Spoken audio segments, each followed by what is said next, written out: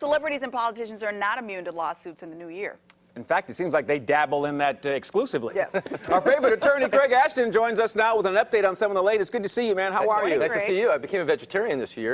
Really? What are you going to do that for? From Pulp Fiction, what they say, my girlfriend's a vegetarian, which pretty much makes me a vegetarian. Yes, and then celery. I learned that today. So I'm going to look at you. Make some celery in. All right, so it's a fair trade. Yeah, we give you information. We have here. We give you information. Now you give us information. There you go. So we're hearing that there.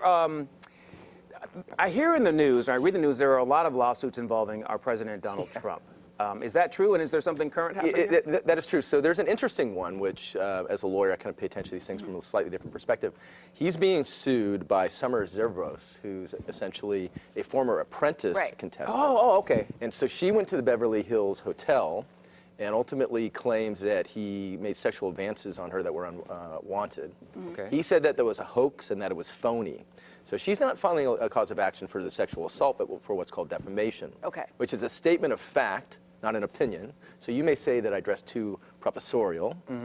That's okay, that's an opinion, so that's protected. But if you say you saw me go to court in my boxer shorts, that is a statement of fact. So when Trump calls her a liar, that's a statement of fact affecting her reputation. Yes. And she's filed a cause of action for defamation. Why that is important is if you remember Paula Jones versus William Jefferson Clinton for sexual harassment. Yes. That precedent was set by the Clintons, which are now biting Donald Trump a little bit, because it says that a sitting president can be sued civilly.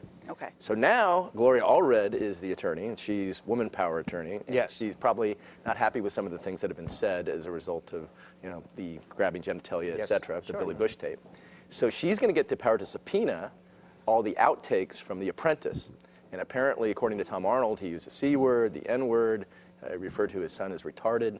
If that's the case, and he gives a deposition and lies about saying those things, and then that comes up, it's going to be the same problem that Bill Clinton had, which wasn't what he did, but lying about it. He got impeached, he was disbarred, and he finally settled. So if I'm Donald Trump's attorney, I say, offer them more money than they can turn down, so you don't have to give a deposition, and so this celebrity apprentice stuff is not discoverable.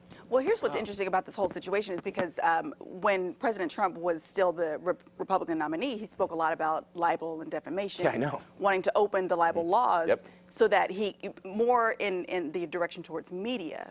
So, but it sounds like opening the libel laws could actually kind of backfire. Yeah, because he's a public figure, one of the most public. So New York Times v. Sullivan is the famous case which says that if you're a public figure, you have to prove reckless disregard for the truth. The problem for him, and that means that she basically is just making this up, right?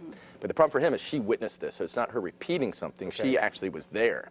So all she has to prove is that he acted this way, and it's true.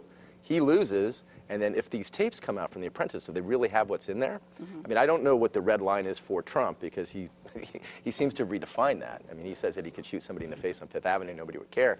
Maybe he's right. But at the end of the day, that's what we're kind of dealing with. Wow. This is going to be fascinating.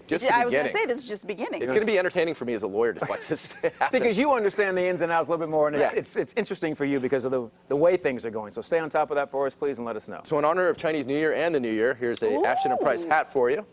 Awesome. Ew. And anybody who shows up at our office to meet with me either gets an ink delivery device or a hat. An ink delivery device. The worst thing that could happen if you meet with me is you get a hat or a pen. So. The worst thing These aren't cheap hats either, man. No, Look, they're you nice. spent some money on these. Yeah, they're the same colors as our Ashton & Price triathlon team and USC, which is unfortunate because I went to UCLA. How are you going to train for a triathlon now that you're a vegetarian? Is it going to be easy, harder? Hey, man. No, I'm just asking. Is it harder to get? I have more energy right now than ever. Really? I got to tell you, it's awesome. All right. And plus, I have a pet pig too, so now I feel much better about the experience. Always good to see you. No guilt. Greg Ashton this morning. Thank you, sir. Thank you. 9:41 here on the